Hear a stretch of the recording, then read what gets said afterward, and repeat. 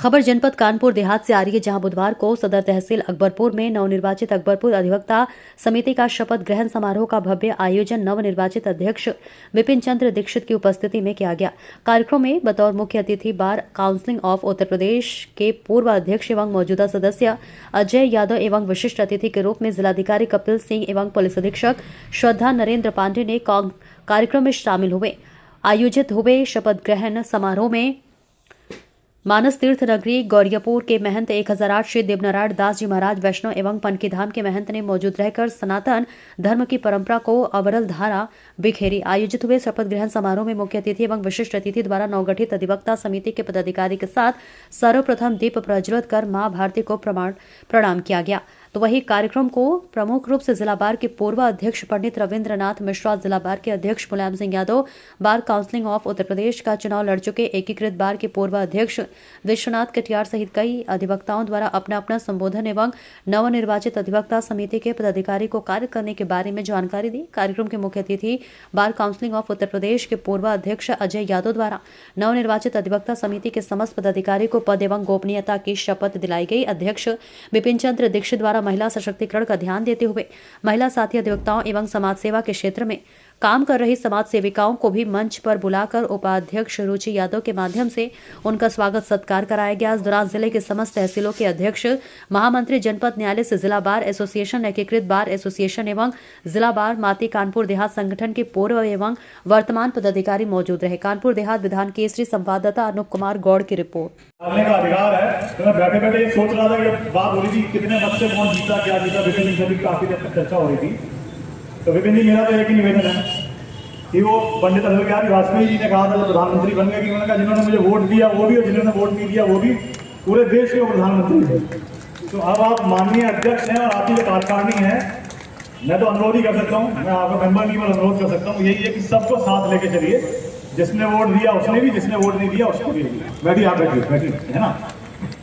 तो इतने सफल आयोजन के लिए जो हमारे विद्वान अधिवक्तागण हैं, सबसे पहले उनको धन्यवाद देता हूँ कि कोई कानून व्यवस्था की दिक्कत नहीं हुई, कोई ऐसी चीज, कोई मन मुटाव नहीं हुआ और जिसका जहाँ मन था उसने वहाँ वोट दिया।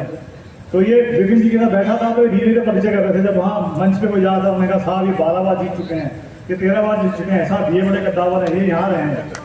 तो मुझे लगा कि यार जिस जिले में मैं हूँ जितना सहयोग मुझे मिल रहा है उसका पूरा का पूरा श्रेय जो है विद्वान अधिवक्तागणों को दूंगा।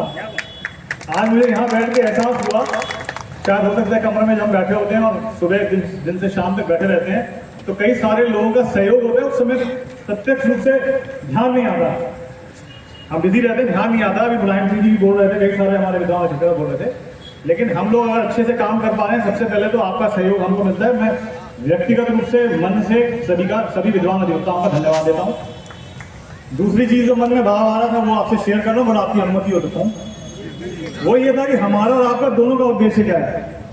हमारा और आपका दोनों का उद्देश्य ये है कि जो व्यक्ति कठिन परिस्थिति में है, परेशान है, आप विधि के ज्ञाता है, विद्वान अधिवक्ता है, और अब तो लॉ फुल टाइम कोर्स हो गया, पार्ट टाइम भी नहीं कर सकते। मैंने पार्ट टाइम करने का प्रयास किया तो मंडन मिश्रा साहब हैं, चेयरमैन बार काउंसिल हैं, उन्होंने सुप्रीम कोर्ट में रख दिया कि साहब ये जो है पार्ट टाइम नहीं हो सकता, फुल टाइम अकेडमिक कोर्स। आप अकेडमिक LLB कर लीजिए, लेकिन अगर आपको लॉ की डिग्री पूरी करनी है तो वो फुल टाइम है, ठीक है। तो आसान नहीं है लॉ ग्रेजुएट बनना, पहले होता था जब आप लोग रहे होंगे, अब तो चेंज हो गए कानून, नियम बदल गए। तो वो व्यक्ति जो विधि का ज्ञाता हो, विधि के बारे में जानता हो, कानून के बारे में जानता हो, और वो किस न्यायालय में किस क्या कहते हैं प्राधिकारी के समक्ष वो बात रखनी है, उसका बहुत महत्वपूर्ण रोल है।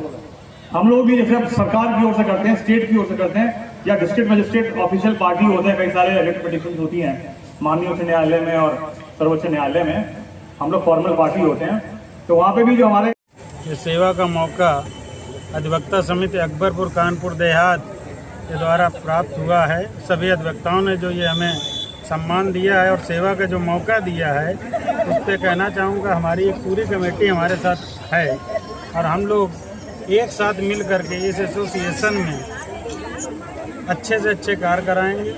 वादकारी जो हमारे क्षेत्र के आम जनमानस हैं, सभी के कार्य सुचारू रूप से कराएंगे। हमारे यहाँ अधिकारीगण बहुत अच्छे हैं, सभी लोगों से मिल करके जो भी समस्याएं, जन समस्याएं हैं, लोगों की समस्याएं, क्योंकि हम लोगों का एक ही उद्देश्य है यहाँ आने का कि आम जनमानस की जो समस्याएं हैं उनको तार्किक रूप से अधिकारियों के समक्ष प्रस्तुत कर उनका निराकरण करें और अतिशीघ्र उन्हें समस्याओं से निजात दिलाएं। वो जो दायित्व हमें सौंपा गया है, आम जनमानस तहसील अकबरपुर के आसपास या कानपुर देहात के किसी भी व्यक्ति को किसी की कोई भी समस्या है, उसके लिए हर संभव प्रयास करेंगे कि उनको ख़त्म किया जाए। और हमारी पूरी अधिवक्ता समिति की जो पूरी कमेटी है हमारे साथ कंधे से कंधा मिलाकर जन समस्याओं को निपटाने में हमारा सहयोग करेगी। और इसके अलावा हम उन सभी अपने अधिवक्ता साथियों